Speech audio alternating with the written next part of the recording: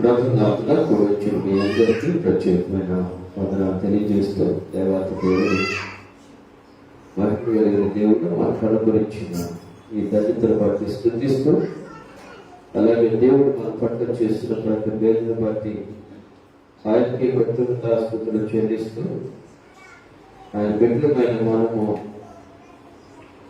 ఈ యొక్క సంవత్సరం చివరి దినాన మన నుంచి కాచి కాపాడిన దేవత దేవుడికి ఒక్కసారి చేతులు ఎత్తి స్తుతులు చెల్లిద్దాం.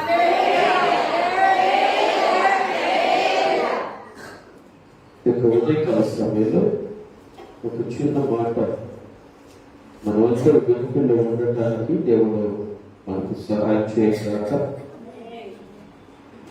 మీరు ఎంతమందికి సంతోషంతో చేతులేత మళ్ళీ దయచేసి మీరు తప్పుగా అర్థం చేసుకోవద్దు. మా ఆయన చీర కొనిచ్చాడు నా సంతోషం, మా ఆయన మాంసం తెచ్చాడు నా సంతోషం, మా ఆయన అన్ని తీసుకొస్తున్నాడు నా సంతోషం. ఇది కాదు, ఇది సంతోషం కాదు.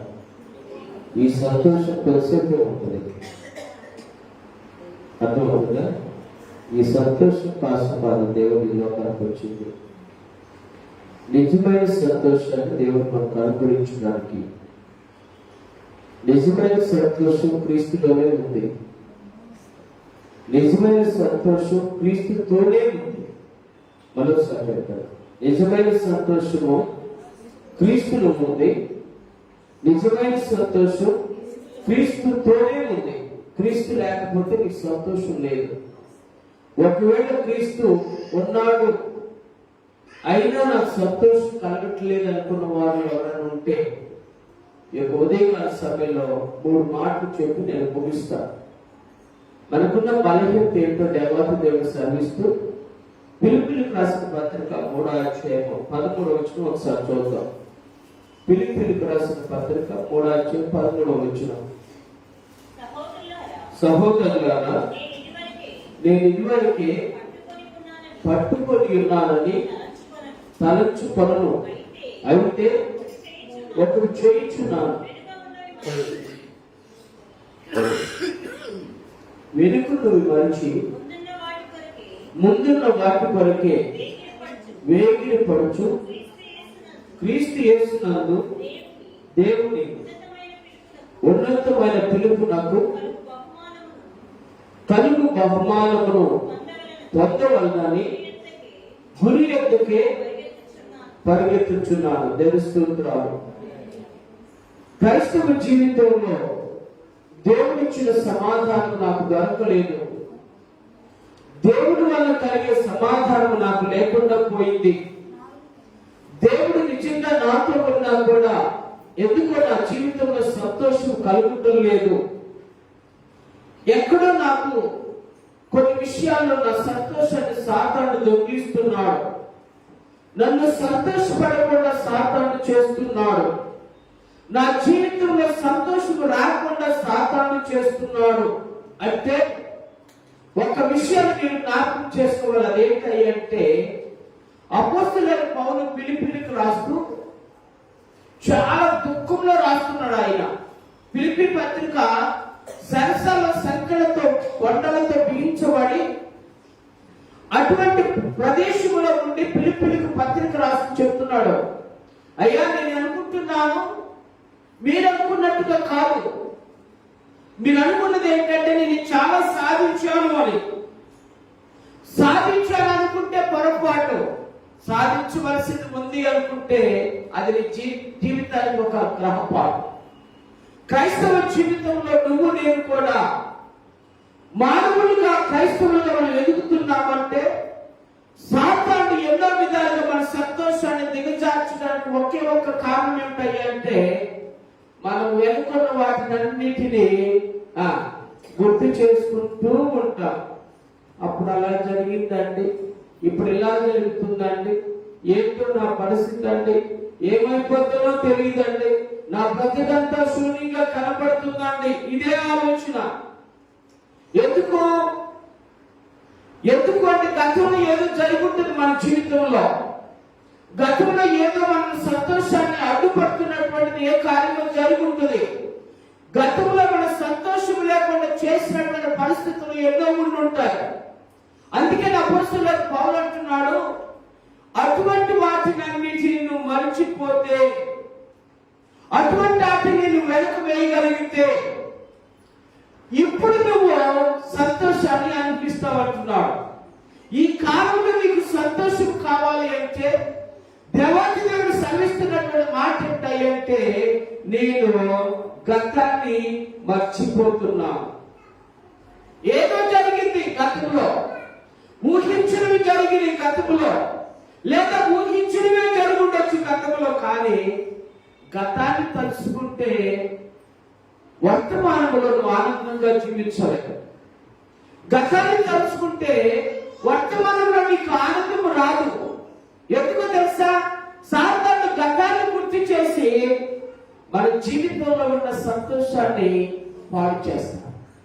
అందుకే చాలా మంది భక్తులు చెప్పినటువంటి ఒక మాట ఏంటంటే, చింత అనేటువంటి మాట ఇంగ్లీష్ లో వర్రీ అన్నాడు. వర్రీ అనేటువంటి మాట చాలా ప్రమాదకరమైనటువంటి మాట. చింత అనే మాట చాలా ప్రమాదకరమైనది. ఎవరు కూడా జరిగిన దాని గురించి చింతపడే వాళ్ళు ఉండరండి. దేని గురించి? జరగబోయే దాని గురించి చింతపడే వాళ్ళు ఉండరు, లేదా జరుగుతున్న దాని గురించి చింతపడే వాళ్ళు ఉండరు. ఎవరుంటారో చెప్పనా? జరిగిపోయిన దాని గురించే చింతపడే వాళ్ళు ఉంటారు. జరిగిపోయిన దాని కనుక నువ్వు మర్చిపోగలిగితే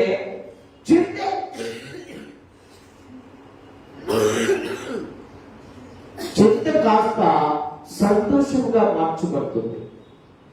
చింత పోవాలి అంటే గతంలో నీకు జరిగినటువంటి అవమానం కావచ్చు, గతంలో జరిగినటువంటి అభివృద్ధులు కావచ్చు, గతంలో జరిగినటువంటి వ్యాధులు కావచ్చు, గతంలో జరిగినటువంటి మనోవేదనలు కావచ్చు, ఏవైనా సరే ఉదయకాల సమయంలో దేవుడు మాట్లాడుతున్న మాట ఏంటంటే, పౌలు మర్చి సర్వీస్ అంటున్నాడు, నేను గతాన్ని మర్చిపోయి వర్తమానం వైపు ముందుకు సాగుతాను. నేను గురి ఎందుకు పరిగెత్తాలంటే గతంలో ఉన్నటువంటి వాటి ఆ యొక్క చిక్కులు నన్ను అడ్డు పరచకూడదు.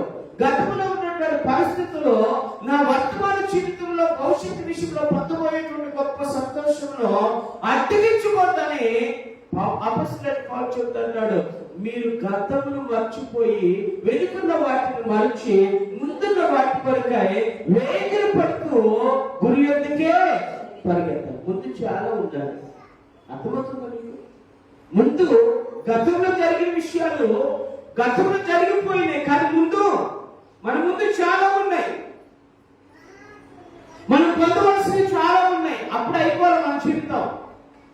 అప్పుడే అయిపోయిందంటే ఆటోమేటిక్ మనం వేగంలో పడిపోతాం కదా. అదే కదా, ఏంటో నా జీవితం ఇప్పుడు అయిపోయింది, 40 సంవత్సరాల కాలం అంత అయిపోయింది, 50 సంవత్సరాల కాలం అంత అయిపోయింది, 60 సంవత్సరాలు వచ్చిన అంత అయిపోయింది, 70 సంవత్సరాలు వచ్చిన అంత అయిపోయింది. ఇది అంత అయిపోయింది చివరికి మనం అయిపోయాం. అర్థమవుతుందా? చివరికి చింత మనల్ని చాలా విధాలుగా కృంగదీస్తుంది. అది నీ యొక్క ఉదయకాల సమయంలో అప్పుడే దేవుడు పెట్టారా, నీ దేవుడు నిన్ను ప్రేమించిన దేవుడు, నీ కొరకు ప్రాణం పెట్టిన దేవుడు, నీకు సంతోషాన్ని ఇవ్వాలని ఆశించిన దేవుడు. నీకు కూడా ఆలోచన చేసుకొని గతంలో జరిగినటువంటి విషయాలన్నింటినీ జ్ఞాపకం చేసుకోకుండా జరగబోయే విషయాలకు దృష్టి పెట్టు. దేవుడు నీకు అధికమైన సంతోషాలు అనుగ్రహిస్తాడు. జరిగిపోయిన వాటి గురించి దృష్టించుక, జరగవలసిన వారు చాలా ఉన్నాయి కాబట్టి వాటి మీద దృష్టి పెట్టు. దేవుడు తప్పనిసరిగా నీ జీవితంలో కార్యాన్ని, సంతోషాన్ని అనుగ్రహిస్తాడు. అందుకే చెప్తున్నా, ఎప్పుడు చెప్పినా ఏమో ఎందుకు అలా దిగులుగా ఉన్నామంటే నిన్నండి మా జీవితంలోనండి అని మొదలేస్తాం. ఎప్పుడు ఎందుకమ్మా అలా ఉంటావు అంటే నిన్నండి అంటావు. నిన్నండి కాదు, రేపండి అని చెప్పాలి. రేపు నీకు తెలియదు కదా. అందుకని దేవుని మందు విశ్వాసం ఇచ్చిన బిడ్డలకు రేపు జరగబోయేది కూడా దేవుడు తెలియపరుస్తాడు. ఇది నాకు సత్యం. రేపు జరగాల్సింది దేవుడు తెలియపరుస్తాడు. ఎందుకంటే అది నీకు సంతోషాన్ని కలిగించే వార్త దేవాతి దేవుడు మన కొరకు సిద్ధపరచుంచాడు. అది నీకు సంతోషాన్ని, ఆనందాన్ని కలిగించే వార్త దేవాతి దేవుడు నీ కొరకు సిద్ధపరిచాడు. కాబట్టి ఏం చేయాలి? గతంలో ఎన్నో జరిగిపోయింది, వదిలేద్దాం. గతంలో జరిగిపోయిన వాటిని దృష్టి పెట్టకుండా జరగవలసిన వాటిని దృష్టి పెడతాం అనే ఆలోచన నీలో కలిగితే ఆనందం నీలో నుంచి వెంటనే బయటకు వస్తుంది, తెలుస్తుంది. అందుకే చెప్తాను, ఈ ఉదయకాల సమయంలో మహాదేవుడు సెలవిచ్చినటువంటి ఒక అద్భుతమైన మాట ఉంటాయంటే, గతంలో అంటే నేను జరిగిన వాటిని మనిషి, వెనుకున్నవి మనిషి, ముందున్న వాటి కొరకే వేగిరి పడే జీవితం కావాలి. అప్పుడే నీలో సంతోషము వస్తుంది. ఆ సంతోషము కాస్త అభివృద్ధి చెందుతారు. ఎందుకు చెప్పనా, మన దేవుడు మనం చూస్తూ ఉంటే, మనం ఏడుస్తూ ఉంటే ఆయన నవ్వుతూ ఉండే దేవుడు కాదు. నువ్వు బాధపడుతుంటే చూస్తూ ఊరుకుండే దేవుడు కాదు. నువ్వు అనారోగ్యంతో ఉంటే చూస్తూ ఊరుకుండే దేవుడు నా దేవుడైతే కాదు. కాబట్టి ఏం చేయాలి? నా దేవుడు నాతో ఉన్నాడు, దేవుని స్తోత్రం. ఇమ్మానుయేలు దేవుడు నాతో ఉన్నాడు కాబట్టి, ఇమ్మానుయేలు దేవుడు నాకు సంతోషాన్ని ఇవ్వబోతున్నాడు కాబట్టి, ముందున్న ఇమ్మానుయేలు దేవుడితో నేను జీవితాన్ని కొనసాగిస్తాను. ముందున్న వాటి కోసమే వేగిరి పెడతాను, ముందున్న వాటినే నేను చూస్తాను. వేడుకున్నవి మరిచి నా జీవితాన్ని ముందు అయితే కొనసాగిస్తాను. ఇదే తీర్మానం అయితే నా ప్రేమిస్తున్నారా, దేవాతి దేవుడు, మహిమ కలిగిన దేవుడు నీ పట్ల గొప్ప కార్యం చేయబోతున్నాను. అందుకని సంతోషము మనిస్తేనే, సంతోషము గతాన్ని మరిస్తేనే వర్తమానంలో జరిగే విషయాలన్నిటికంటే రాబో దినాల్లో జరిగేటువంటి గొప్ప కార్యాలు చూసి ఆనందించడానికి అవకాశం దొరుకుతుంది నా ప్రియ పిల్లారా. అందుకని ఉదయకాల సమయంలో వేడుకున్నవి మరిచి ముందున్న వాటి వరకు వేగిరి పడతాం. తెలుస్తున్నాం. వేగిరి పడటం అంటే ఏంటి తెలుసా? ఆ పదం చాలా అద్భుతమైన పదం. అందుకని నేను చెప్తున్నాను, వేగిరి పడటం అంటే నువ్వు ఎంతసేపు అయినా సరే, ఒకసారి నీళ్లు పొంగిన తర్వాత పొయ్యి మీద పెట్టి నీళ్లు పొంగుతూ ఉంటే, సిమ్ములో పెట్టిన నీళ్లు పొంగుతాయా పొంగవా? అర్థమైంది నీకు? అంటే నీ జీవితంలో అది సంతోషం ఒక్కసారి కనుక వచ్చింది అంటే అది దినదినము పరిస్థితులు అనుకూలంగా ఉన్నా లేకపోయినా ఆ ఆనందం దేవుల్లో అధికమవుతూనే ఉంటుంది. అందుకే నీ యొక్క ఉదయకాల సమయంలో నా ప్రేమ నేర్పుతున్నారా, నువ్వు ఎంత దిగాలులో ఉన్నావో దేవుడు చూస్తున్నా. నువ్వు దిగులు పడుతున్నా, దేవునికి ఇష్టం లేదు. నువ్వు దిగులు పడితే ఆయన ఆకాశం నుండి చూసి దిగులు పడే దేవుడు. ఒక రోజున స్టీఫెన్ అనేటువంటి దైవజనుడిని రాళ్లతో కొట్టారు. భయంకరంగా రాళ్లతో కొడితే చచ్చిపోయే స్థితిలో ఉన్నాడు, చనిపోవడానికి సిద్ధంగా ఉన్నాడు. కానీ ఆ రాళ్లతో కొడుతున్నటువంటి సమయంలో స్టీఫెన్ ఏమీ చూడలే. నేను అనుకుంటాను తగిలిన దెబ్బలను చూడలే, తగిలిన రాళ్ళను కూడా కన్నులారా చూడలే, కొట్టే మనుషులను కూడా చూడలే. మీరు బైబిల్ చదువుకోండి, అపొస్తలుల 7వ అధ్యాయంలో కనపడుతుంది. ఆయన ఎవరిని చూడలే, ఎవరు చూశాడు తెలుసా? దేవుని కుడి పార్శ్వమందు యేసుక్రీస్తు నిలుచున్నట్టు నేను చూస్తున్నాను అన్నాడు. దేవుని స్తోత్రం. మనము కూడా అంతే పని చేయాలి. దేవుని వైపు చూస్తూ ఉన్నంత కాలము నీలో సంతోషం అధికమవుతుంది. దేవుని వైపు చూస్తున్నంత కాలము నీ జీవితంలో ఆనందం అధికమవుతుంది. దేవుణ్ణి మరిచి చూసావా, నీ జీవితంలో సంతోషాన్ని కోల్పోతావు. అందుకే దేవుడు మాట్లాడుతున్న మాట ఉంటాయంటే, దేవాతి దేవుడు సరిస్తున్నటువంటి మాట ఉంటాయంటే, నువ్వు పెట్టుకున్న వాటిని మరిచి ముందున్న వాటి కొరకు వేగిరతాడు. తొందరపడు. ముందున్న వాటి కొరకు మనకు ముందు చాలా మంది భవిష్యత్తు. నేను అదే చెప్తా, ఎవరిస్తున్నాను కానీ మీకు కానీ అప్పుడే అయిపోయి మన జీవితం. మనకేంటంటే మనకున్న బలహీనత ఏంటంటే, ఒక జ్వరం రాగానే అమ్మో అయిపోతున్నానేమో కదా, లేకపోతే ఒకవేళ ఒళ్ళు నొప్పులు వచ్చిందంటే అయిపోతున్నానేమో. కానీ దేవుడు మాట్లాడుతున్న మాట నా ప్రియ సహోదరి సహోదరులారా, భవిష్యత్తు చాలా ఉంది. ఆ భవిష్యత్తులో నువ్వు నేను ఆనందించడానికి సిద్ధపడితే వెనుకున్న జీవితాన్ని మర్చిపో, వెనుకున్న వాటిని మర్చిపోయి దేవుని వైపు ముందుకు రెండో విషయం కూడా మీకు తెలియపరచాలని ఆశపడుతున్నాను. పరిశుద్ధ గ్రంథంలో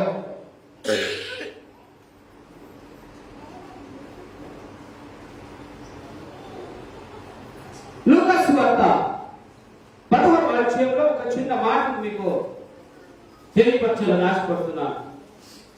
అక్కడ పరిశుద్ధ సామాన్యులు ఇద్దరు కలిసి దేవుని సన్నిధికి ప్రార్థనకు వెళతారు. ఓకే, పరిశీలుడు సుంకరు ఇద్దరు కలిసి ప్రార్థనకు వెళితే పరిశీలుడు ఎవరి వైపు చూస్తూ ఉంటాడు? పరిశీలుడు దేవుని వైపు చూస్తూ ఉంటాడంటే సమరుల వైపు చూస్తూ ఉంటాడు, సుంకరు వైపు చూస్తూ ఉంటాడు. అంటే సమరులైన సుంకరులైన పాపు వాళ్ళ దృష్టిలో, ఎవరి దృష్టిలో? పరిశీలు దృష్టిలో. ఆ సుంకరు వైపు చూస్తూ అంటాడు, అయ్యా నేను ఈ సుంకరు లాంటి వాడిని. అర్థమైంది?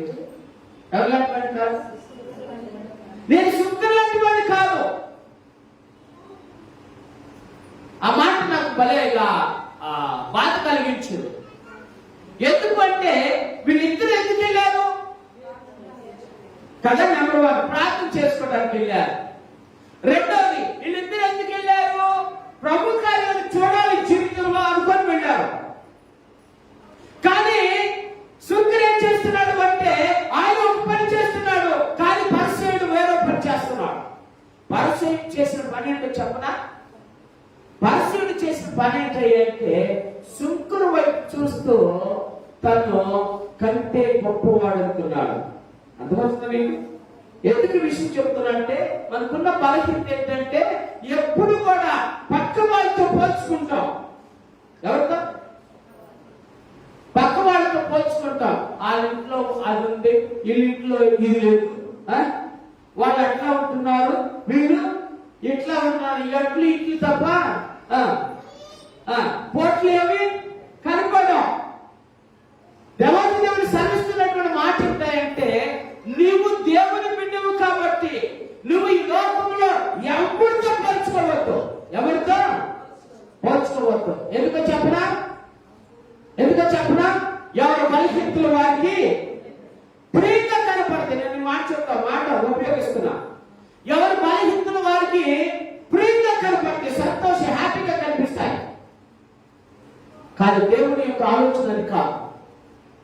నువ్వు ఇతరులతో పోల్చుకోవడానికి కాదు, ఇతరులతో నీ విశ్వాస జీవితాన్ని పోల్చుకోవడానికి కాదు, ఇతరులతో నీ ఆత్మీయ జీవితాన్ని పోల్చుకోవడానికి కాదు, ఇతరులతో నీ ప్రార్థన జీవితాన్ని పోల్చుకోవడానికి కాదు, ఇతరులతో నీకున్న పరిస్థితులను పోల్చుకోవడానికి కాదు. ఇప్పుడు నేను ఒక మాట అడుగుతా. ఇంట్లో పక్కన ఇంట్లో ఫ్రిడ్జ్ ఉంది అనుకోండి, డబుల్ డోర్ ఫ్రిడ్జ్ అంటే ఇప్పుడు పెద్ద వచ్చింది కదా. ఫ్రిడ్జ్ ఉంది అనుకోండి, అబ్బా ప్రభువా ఆ ఇంట్లో ఫ్రిడ్జ్ ఉంది కదా, నా ఇంట్లో ఫ్రిడ్జ్ లేదు అని నువ్వు కొంచెం బాధపడతావు కదా.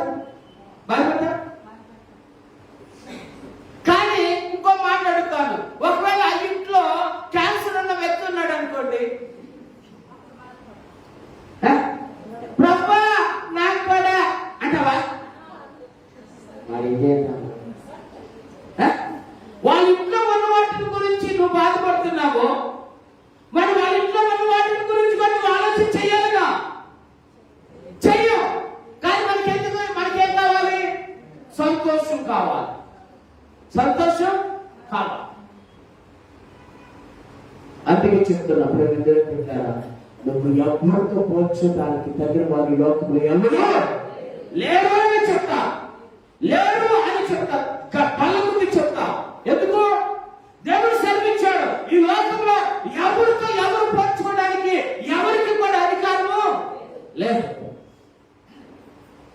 పరిశీలి సుఖంతో పోల్చుకున్నాడు, చివరికి ప్రార్థన యొక్క ప్రతిఫలాన్ని పోగొట్టుకున్నాడు కదా. సుఖరైతే దేవుడి వైపు చూస్తూ ఉన్నాడు, అన్నాడు కూడా, అయ్యా నేను నీ వైపు తల ఎత్తుకొని చెప్పడానికి కూడా నాకు ధైర్యము చాటలే. అయ్యా నీ వైపు మాట్లాడటానికి కూడా అర్హుడు కాదు, నీతో మాట్లాడటానికి ఏమాత్రం తగిన వాడి కాదు. కానీ పరిస్థితి ఏమంటున్నాడు? అయ్యో నేను ఆన్లా కాదు, నేను చాలా భక్తిపరుడిని, నేను ప్రతిసారి దేవుడు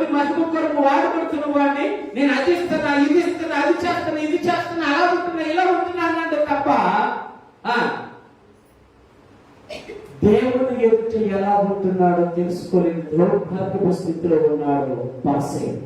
ఎలా పొందుకుంటాడు దేవుని యొక్క కార్యాల ప్రతిఫలం? ఎలా పొందుకుంటాడు దేవుని యొక్క సన్నిధిలో ఉన్న ఆనందము? అందుకే చెప్తున్నాను అప్రయోజనం బిడ్డలారా, దేవుని బిడ్డల పైన మనము ఏ విషయంలో కూడా పోల్చదగిన వారు ఈ లోకంలో లేరు కాబట్టి పోల్చదగిన వాడు ఒక్కడే ఉన్నాడు, ఆయన ప్రభువైన యేసుక్రీస్తు. ఆయనతో పోల్చుకోండి, ఆయన జీవితంతో పోల్చుకోండి, ఒకసారి ఆయన విధానం ఒకసారి పోల్చుకోండి. ఆయన మనసులాగా చూసి ఉన్న వాటిని చూసి మారలేని వాడిని కాదు. నీకున్న భక్తి జీవితాన్ని చూసి ఆయన సంతోషించేవాడే తప్ప నీ లేని దాని గురించి చూసి దిగులు పడేవాడు అంతకంటే కాదు. ఆయన కొన్ని ఒకే ఒక ఆశ ఏంటంటే, ఒక దినాన్ని నా దేవుడు నన్ను ఉన్నతమైన శిఖరాల మీద కూర్చోబెడతాడు. ఒక దినాన్ని నా దేవుడు నాకు గొప్ప కార్యం చేయబోతున్నాడు. అందుకే ఆయన చనిపోతున్నా కూడా ఎక్కడ కూడా మారు మాట్లాడలే, ఎక్కడ కూడా దోషణ చేయలే, ఎక్కడ కూడా వాళ్ళ జీవితాల్లో ఇంతెందుకు జరుగుతుందనే ఆలోచన కూడా చేయలేదు. ఆయన కనబడుతుంది ఏంటో చెప్పన, దేవుని ఎదుట సింహాసనం ప్రక్కన సీట్ కనపడుతుంది, ఆ సీట్ లో ఆయన కూర్చున్నట్టుగా కనపడుతుంది. దేవుడు అందుకే దేవుడు యేసుక్రీస్తు ఆయన హెచ్చించి అని నామముల కంటే పైనామంగా చేశాడు. ఈ రోజున నువ్వు నేను ఆనందించడానికి ఒకే ఒక ఆధారం ఏమిటంటే, నువ్వు నేను ఆరాధించే దేవుడు అన్ని నామముల కన్నా పైన ఉన్న దేవుడు. కాబట్టి దేవుడున్నారా, క్రీస్తు పోల్చుకుందాం, క్రీస్తు పోల్చుకుందాం. క్రీస్తు పోల్చుకుంటే నీ జీవితం ధన్యమైపోతుంది, నీకు ఆనందం అధికమవుతుంది, దేవత నీకు సంతోషాన్ని సమృద్ధిగా అనుగ్రహిస్తారు. ఎందుకు తెలుసా? ఆయనతో పోల్చుకుంటే మనం చిన్నగా కనపడతాం. ఎందుకే కనపడతాం? నాకు తెలిసినంత వరకు ఒక అడుగు కూడా కనపడు. ఆయన 6 అడుగులు ఉన్నాడు అనుకోండి, మనం ఒక అడుగు కూడా కనపడం. కానీ మన పక్కన పోల్చుకుంటే మనం ఉన్నది 6 అడుగులే, కానీ అవసరమైతే 10 అడుగులు పెరుగుతాం. కొంచెం ఉంటుంది, కానీ మనుషులు పక్కనతో పోల్చుకొని నీకు నువ్వు ఆనందపడతావు. ఆ ఆనందం కొంచెంసేపు ఉంటుంది, అది ఎందుకంటే శరీర ఆనందం. కానీ దేవుడితో పోల్చుకుంటే నిత్య ఆనందం దొరుకుతుంది. దేవస్థానం ఏది కావాలి నీకు? నిత్యానందం ఉంటే నీకు ఆనందం ఉంటే ఆశీర్వాదం, నిత్యానందముగా బ్రతుకుతూ ఉంటే నీ జీవితంలో గొప్ప ఆశీర్వాదకరమైన జీవితాన్ని అనిపిస్తావు. అందుకనే నువ్వు నేను చేయవలసిన పని ఏంటంటే, పరిశీలిలాగా ఇతరులతో పోల్చుకోవద్దు. అందరూ కూడా ఏదో ఒక విషయంలో బలహీనులే, కానీ నా ప్రభు ఒక్కడే బలవంతుడు. ఆయనతో పోల్చుకుంటే ఒక దినాన్ని బలవంతునిగా మార్చబడతాడు. ఎవరితో పోల్చుకుంటే?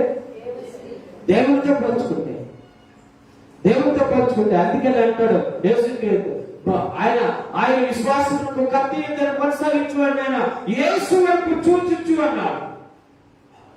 అప్పుడు మనుషుల వైపు చూడలేరు కదా, ఎవరి వైపు చూడలేదు? దేవుడి వైపు చూస్తే ఈ మనుషులు ఎవరిని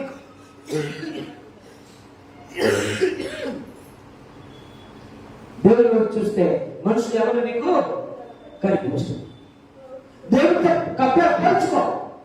నా దేవుడు ఏ విధంగా జీవించాడో, నా దేవుడు ఏ విధంగా చేశాడో, నా దేవుడి యొక్క శక్తి ఏమిటిదో నువ్వు ఒక్కసారి పోల్చుకొని,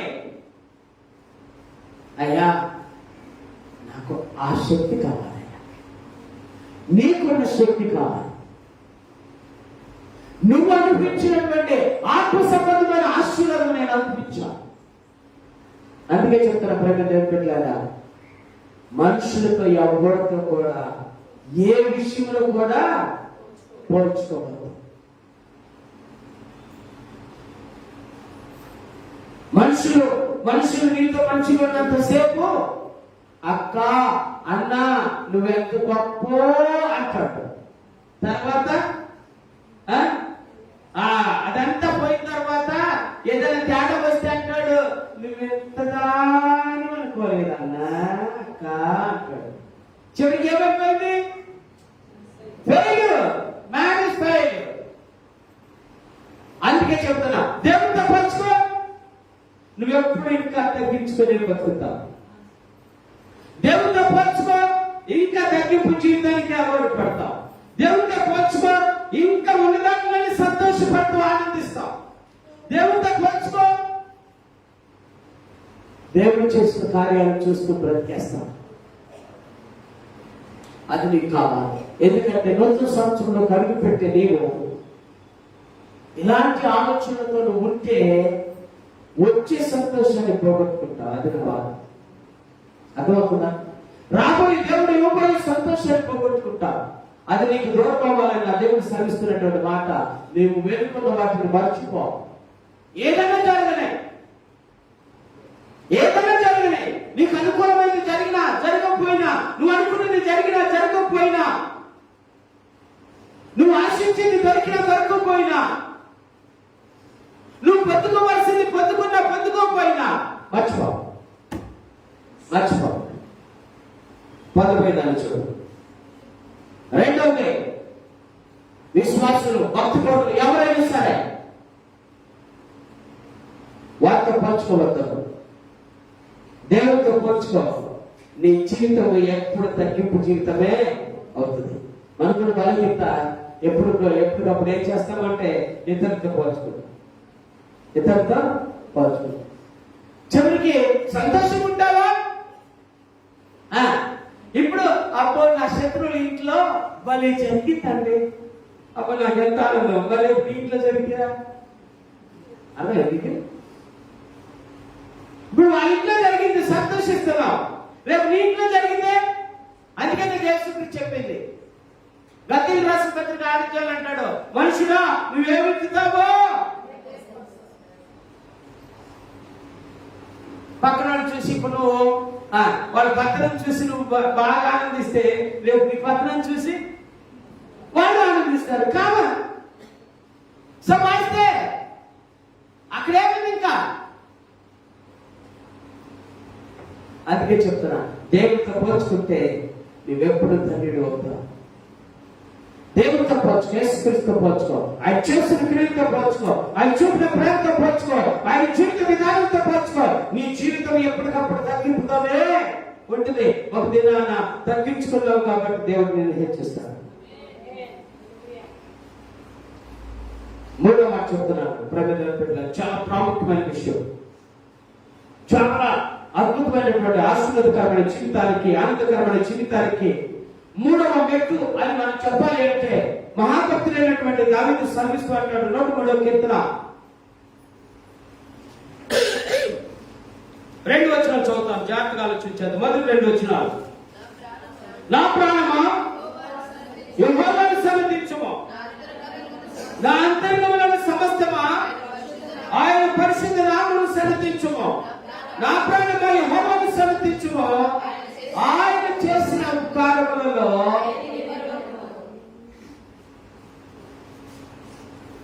ఎవరంటే దావీదు భక్తుడు మాట్లాడుతున్నాడు. దావీదు భక్తుడికి బాగా తెలుసు. ఏంటో తెలుసా? దావీదు భక్తుడు దేవుడు ఎంతగా అభివృద్ధి చెందాడు అనేది కన్నులాగా చూశాడు, మనసారా గ్రహించాడు. ఎందుకంటే దావీదుకి తెలుసు, ఎక్కడి నుంచి వచ్చాను నేను, ఎక్కడ నిలబడ్డాను నేను, ఎంతగా నిలబడ్డాను నేను, ఎంతగా దేవుడు నన్ను హెచ్చించాడో అనే విషయం దావీదు బాగా తెలుసు. ఎందుకో తెలుసా? దావీదు గొర్రెలు కాసుకున్నవాడు మనుషులు కాపురిగా మార్చేశాడు దేవుడు. దావీదు అరణ్యంలో తిరిగిన వాడు దేవుడి స్థితి మార్చేసి అంతఃపురంలో పెట్టాడు. దావీదు కర్ర పట్టుకొని రాతి మీద కూర్చొని చేతిలో సితార వాయించుకుంటున్న వాడు రాజనగరంలోకి వచ్చి దేవుని సన్నిధిలో సితార వాయించడం ఆరాధన వచ్చేశాడు. దావీదు జీవితము అద్భుతంగా మారిపోయింది. చివరికి చెప్పిన కారణం అంటే చెప్పనా, దేవుడే నన్ను ఇలా మార్చేశాడు, దేవుడే నన్ను ఇలా మార్చాడు. అమ్మా అయ్యలారా చేతులెత్తి చెప్పారు, దావీదు నమ్ముకున్న దేవుడిని మనం నమ్ముకున్నాం. దావీదును హెచ్చించిన దేవుడే నిన్ను హెచ్చించబోతున్నాడు. దావీదును అంతఃపురంలో ఉంచిన దేవుడే నిన్ను కూడా ఒక ఉన్నతమైన స్థలంలో నిన్ను ఉంచబోతున్నాడు. దేవుడే దావీదుకు చేశాడు, ఈ రోజున దేవుడే మాట్లాడుతున్నాడు, నీకు కూడా చేస్తా. కాబట్టి నువ్వేం చేయాలి తెలుసా? ఆయన చేసిన ఉపకారంలో దేనిని మనకున్న బలహీనత చెప్పనా? మనమందరం కూడా పక్కన వాళ్ళకి ఎంత మేలు చేశాడో అంతే నాకు కూడా చేయాలి. అంతే ఎంత వాళ్ళకి అంత చేసావు కదా, నాకేంటయ్యా ఇంత చేశావు. వాళ్ళకి అలా చూసావు కదా, నాకేంటి ఇలా చూస్తున్నావు. అందుకని యేసు చెప్పాడు, మిక్కిలి కొంచెంలో నమ్మకం వాడు మరి ఎక్కువలో నమ్మకం ఉండదు. మిక్కిలి కొంచెంలో అపనమ్మకం వాడు మరి ఎక్కువలో అపనమ్మకం ఉంటాడు. దేవుడు చేసింది చిన్న కార్యమా పెద్ద కార్యమా కాదు. నేనైతే ఇదే అనుకుంటా. నేను ఎప్పుడు ఇది ఒక చిన్నప్పుడు ఎప్పుడు చదువుకున్నా ఒక చిన్న స్టోరీ, ఇప్పటికీ అది నేను మర్చిపోను. ఒక ఆయన ఎండలో వెళ్తున్నాడట, ప్రయాణం చేస్తూ ఉన్నాడు. ప్రయాణం చేస్తూ ఉంటే ఎదుచారి వస్తున్నాడట. ఆయన చక్కగా షూ వేసుకొని వస్తున్నాడు, మంచి షూ, బాగా షూ వేసుకొని వస్తున్నాడు. ఆయన చూసి అనుకున్నాడట, చీ దరిద్రం బతుకున్నారు, కనీసం చెప్పులు కూడా కదా ఏం లేవు, చెప్పులు కూడా లేవు. వాడు చూడు ఏం వేసుకొని వెళ్తున్నాడు, షూ వేసుకొని వెళ్తున్నాడు. ఆయన నడుచుకుంటూ వెళ్తున్నాడట. కొంతమంది పనుల్లో కారులో వెళ్తున్నారట. చీన బ్రతుకు భాగంలో ఒక సైకిల్ కూడా నా జీవితానికి రాలేదు, ఒక సైకిల్ కూడా నా జీవితానికి రాలేదు అని బాధపడతా. ప్రయాణం ఆగదు కదండి, ఆగుతా? ఆగితే ప్రయాణం అయింది కదండి, సాగితేనే ప్రయాణం. అర్థమైందా? ఆగితే ప్రయాణం కాదు, సాగాల్సిందే. నువ్వు అనుకున్న గమ్యానికి నువ్వు చేరాలంటే తప్పనిసరి నీ ప్రయాణం సాగాల్సిందే. సరే అని వెళ్తా ఉన్నాడు. ఒక ఆయన చేతికి 2 చెప్పులు వేసుకొని, అవి కూడా ముక్కలు, చేతికి 2 ముక్కలు వేసుకొని వెనకాల ఒక గోని పట్ట కట్టుకొని ఈడ్చుకుంటే వెళ్తున్నాడట. కాళ్ళు లేవు ఆయనకి, కాళ్ళు లేవు. ఉన్న 2 చేతులు ఆయన మోటానికి ఉపయోగిస్తున్నాడు, కదలడానికి ఉపయోగిస్తున్నాడు. ఆయన చూసి అనుకున్నాడట, చిన్న బ్రతుకుపాడు, ఎంతవరకు షూ లేవు, సైకిల్ లేదు, బైక్ లేదు, కారు లేదు, నా బ్రతుకు పాడుగాడు అనుకున్నాను. కాళ్ళే లేవు, వారికంటే నేనే తల్లిని అన్నాడు. తెలుస్తుంది, అర్థమవుతుందా? వారికంటే నేనే తల్లిని అన్నాడు. వచ్చాడు ఒక్కసారి జీవితం మారిపోయింది. ఇంకెప్పుడు నేను ఆనందపడకూడదు, ఉండకూడదు. నేను ఎప్పుడు అధైర్య పడకూడదు, నేను ఎప్పుడు కూడా సంతోషాన్ని పోగొట్టుకోవద్దు. నాకంటే బలహీనులు, నాకంటే వ్యాధిగ్రస్తులు, నాకంటే స్వస్థత లేని వారు, నాకంటే దీర్ఘకాల వ్యాధులతో బాధపడుతున్న వారు, నాకంటే అధోగత బాధల వారు, నాకంటే అందములకు అనుమతిస్తున్న వారు అనేక మంది ఉన్నారు. కానీ నా దేవుడైతే నాకెంత స్థితిని ఇచ్చారు చాలు. ఈ స్థితితోనే నా దేవుడిని నేను స్తుతిస్తా, ఈ స్థితితోనే నా దేవుడిని నేను ఆరాధిస్తా, ఈ స్థితితోనే నా దేవునికి కృతజ్ఞతాస్తుతులు చెల్లిస్తా. ఈ స్థితిలోనే నా దేవుడు నన్ను ఇలాగొచ్చింది మహిమ కలిగిన దేవుడి యొక్క కార్యాలు చూస్తా. ఏ మాత్రం కూడా నేను బాధపడను. నాకు ఇచ్చిన స్థితిని బట్టి నా దేవునికి కృతజ్ఞతాస్తుతులు చెల్లిస్తా.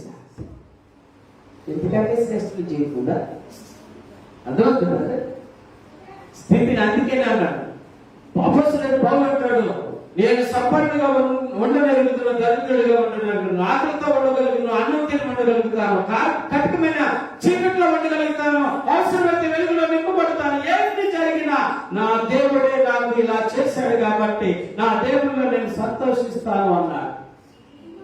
అర్థమవుతుందా? నువ్వు ఎంతవరకు ఏమనుకుంటావంటే నాకు అది లేదు, ఇది లేదు.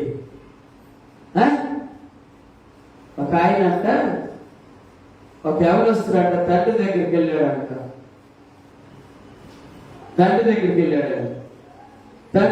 వెళ్ళి నాన్న నాకు వయసు వచ్చింది, పెళ్లి చేయవా అన్నాడంట. నాన్న నాకు వయసు వచ్చింది, పెళ్లి చేయవా అంటే పాప నాన్న కాళ్ళు అరిగేలాగా తిరుగుతా ఉన్నాడు. ఏ పిల్లలు చూపించినా ఇది నచ్చట్లా, ఏ పిల్లలు చూపించినా వీడికి నచ్చట్లా. అరే అయ్యా ఇంతకీ నీకేం కావాలి కోరుకోవాలి చెప్పరా, అసలుకి ఏ పిల్లలు చూపించినా మాకు నచ్చుతున్నారే నీకు నచ్చట్లా, ఏంటి అసలు సమస్య ఏంటి చెప్పరా అన్నాడట. నానా నేను చేసుకునే భార్య సౌందర్యలాగా ఉండాలి అన్నాడు. ఎవరిలాగా? సరే అని పాపం సౌందర్యం లాగా అమ్మాయి, ఒక అమ్మాయిని తీసుకుని చూసేవారికి బాగుందట, సూపర్ అన్నాడట. సూపర్ అని పాపం పెళ్లి చేసేసుకున్నాడు. ఎలా ఉందని పెళ్లి చేసుకుంటే ఒక 3 రోజులు 3 రాత్రులు గడిపిన తర్వాత కొడుకు అట్ట దిగులుగా ఉన్నాడని పిలిచాడంట. నాన్న ఏంటి అట్ట దిగులుగా ఉన్నావు, నీకు కావాల్సిన కోరుకున్న తెచ్చాను కదా, ఇంకేం దిగులుగా ఉన్నావు అంటే నువ్వు తెచ్చిందాక ఒకలాగా ఉంది నాన్న, తెచ్చిందాక ఇంకోలాగా ఉంది, ఇప్పుడు దాని కాపలగా నేను చచ్చిపోతున్నాను అన్నాడు. అర్థమైంది మీకు? ఏం కాయలేక అర్థమైంది మీకు? అమ్మా దేవుడిచ్చిన వాటితోనే సంతృప్తి పొందండి, దేవుడిచ్చిన వాటితోనే సంతృప్తి పొందండి.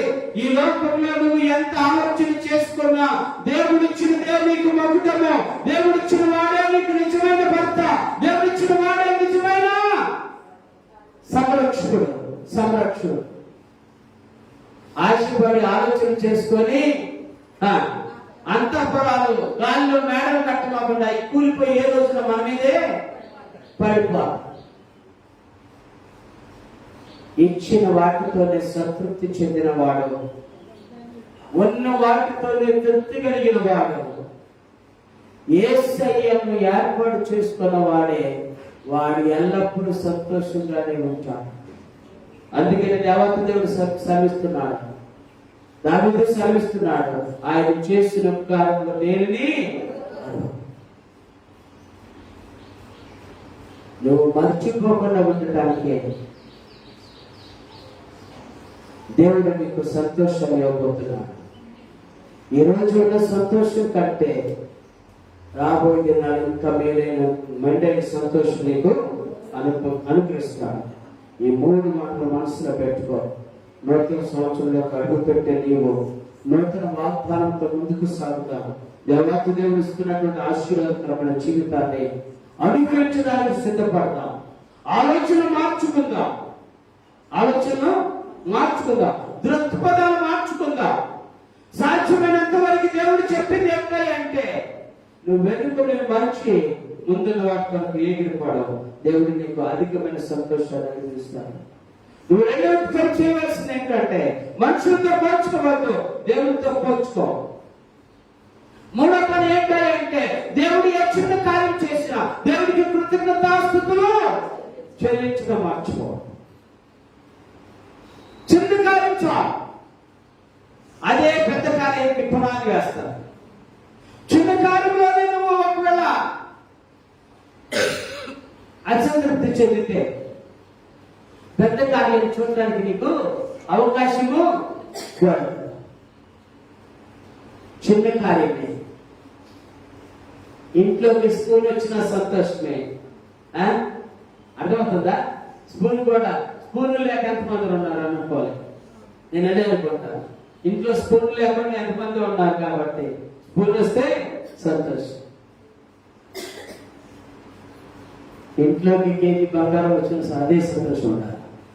స్పూన్ వచ్చినప్పుడు ఎంత సంతోషం ఉందో, కేజీ బంగారం వచ్చినా అదే సంతోషం ఉండాలి. ఎందుకు తెలుసా? భక్తుడని ఏం మాట్లాడుతూ అంటాడు, భక్తుడని ఏమికి దేవుడు అన్ని ఇచ్చాడు, అద్భుతమైన జీవితాన్ని ఇచ్చాడు, ఆనందకరమైనటువంటి వైఫ్ని ఇచ్చాడు, అద్భుతాలు అనేకమైన కార్యాలు చేయడానికి సేవకులు ఇచ్చాడు, ఆనందించడానికి సంతోషించడానికి బిడ్డలు ఇచ్చాడు. అన్ని అనిపిస్తున్నటువంటి ఆయన ఒక్కసారిగా జీవితం తిరగబడిపోయింది. అన్ని ఉన్నాయనుకున్నాడు, జీవితము తిరగబడిపోయింది. అన్ని పోగొట్టుకున్నాడు. ఆరోగ్యం ఉందనుకున్నాడు, పోగొట్టుకున్నాడు. ఆస్తి ఉందనుకున్నాడు, పోగొట్టుకున్నాడు. సంపద ఉందనుకున్నాడు, పోగొట్టుకున్నాడు. సంతతి ఉందనుకున్నాడు, పోగొట్టుకున్నాడు. అర్థమైందా? భార్య ఉందనుకున్నాడు, భార్యను కూడా పోగొట్టుకున్నాడు. ఎందుకంటే భార్య అందే ఇంకేమయ్యా ఇంకా ఇప్పుడు కూడా నీ యథార్థత పట్టుకొని పోగొట్టుకుంటావా, కాబట్టి దాన్ని విడిచిపెట్టు అంటే మానసికంగా భార్య కూడా ఏమైపోయింది, దూరమైపోయింది భర్త. కానీ ఏం మాట్లాడే మాట ఆశ్చర్యం వేసింది. అర్థమైందా? ఏం మాట్లాడే మాట అద్భుతమైన మాట. అమ్మా, మనము మేలు అనిపించిన వాడు కీడును అనిపించదగదా? ఒకప్పుడు మేలు అనిపించావు, ఇప్పుడు కీడును అనిపించాల్సి వచ్చింది.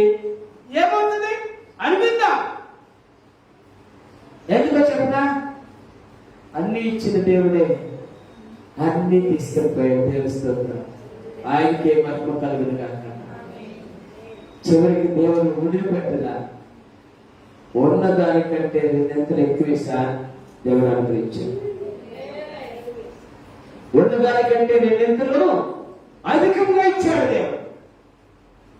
చూసారా? ఒక్కసారి ఉన్నదానితో తృప్తి పడితే దేవుడు లేదని నీకు అనుగ్రహిస్తాడు. ఉన్నదానితో తృప్తి పడితే చాలు, లేదని దేవుడు నీకు తప్పుగా ఇస్తాడు. ఆయన ఇచ్చే దేవుడు, తీసుకునే దేవుడు, ఇస్తాడు. అతి కృపణ దేవుడు మనకు దయచేయగలరు. చిన్న ప్రార్థన చేసుకో, చిన్న ప్రార్థన చేసుకో.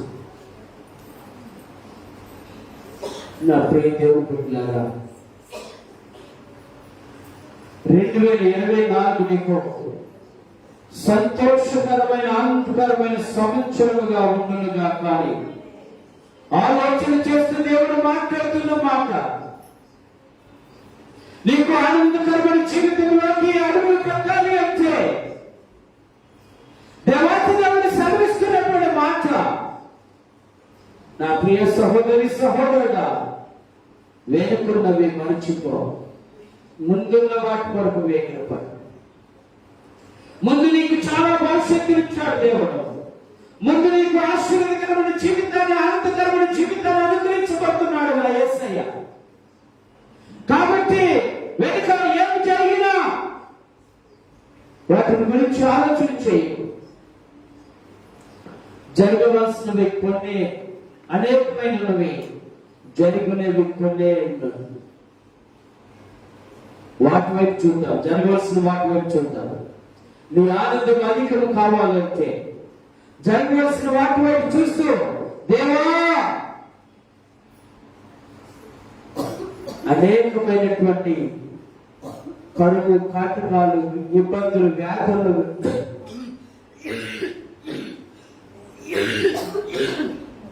శోధనలు, వీటన్నిటి నుండి నన్ను తప్పించి నూతన సంవత్సరంలో అడుగులు పెడుతుండగా ఆనందకరమైన జీవితంలోకి నేను ప్రవేశించినట్లు, అడుగులు వేసినట్లు నీ కృపను నాకు తోడుగా ఉంచండి అయ్యా.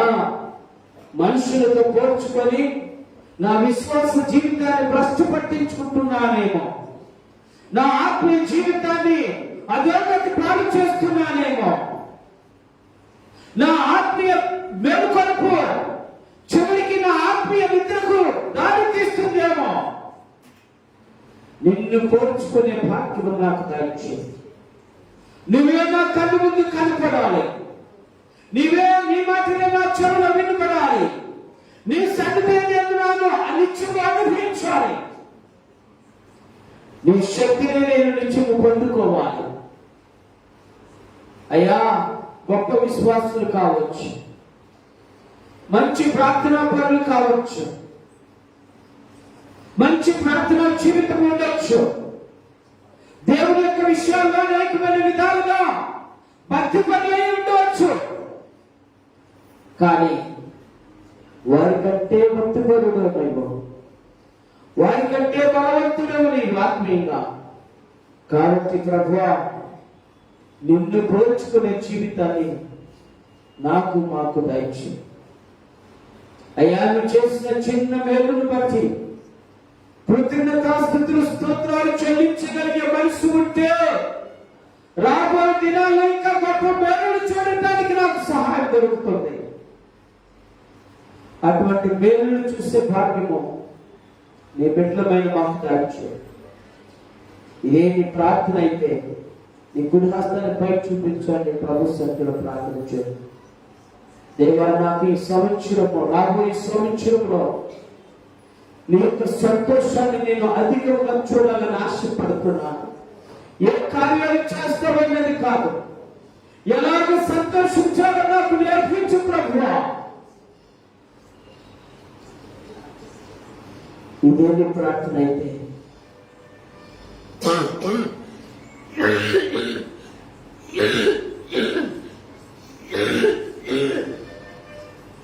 దేవుని సన్నిధిలో ప్రార్థన చేయండి. పరిశుద్ధుడైన తండ్రి, మా ప్రార్థన ఆలకించే దేవుడు, మా పట్ల కార్యాలు చేసే దేవుడు, మా కన్నా వేయడానికి స్తోత్రాలు. ఈ ఉదయకాల సమయంలో ప్రభా నాతో మాట్లాడిన శ్రేష్టమైన మాటను బట్టి స్తోత్రాలు.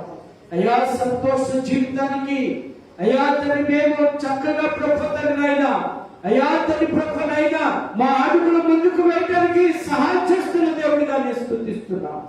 2023లో ప్రభువా, మా జీవితంలో అనేక కార్యములు జరిగినప్పటికీ అవి మంచివైనా చెడ్డమైనా మాకు సంతృప్తినిచ్చినా ఇవ్వకపోయినా, మా సంతోషం కలిగించకపోయినా, మా జీవితంలో ప్రభువా అయ్యా నీకు సమీపం చేసినా చేయకపోయినా 2024లో కడిగి పెడుతున్న మేము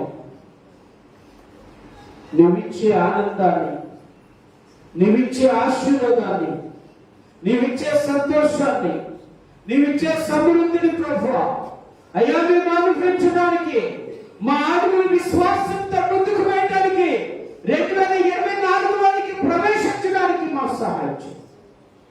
నీ పరిశుద్ధాత్మ దీవెనలు మా అందరిపైన కుమ్మరించి, పరిశుద్ధాత్మ శక్తిని, పరిశుద్ధాత్మ అభిషేకమును, పరిశుద్ధాత్మ కుమ్మరింపును, పరిశుద్ధాత్మ నింపుదలను నీ బిడ్డలమైన మాకు అందరికీ దయచేసి మహిమాగంత ప్రభావాన్ని పొందుకోమని యేసునామములో ప్రార్థించి వేడుకుంటున్నాను పరమ తండ్రి.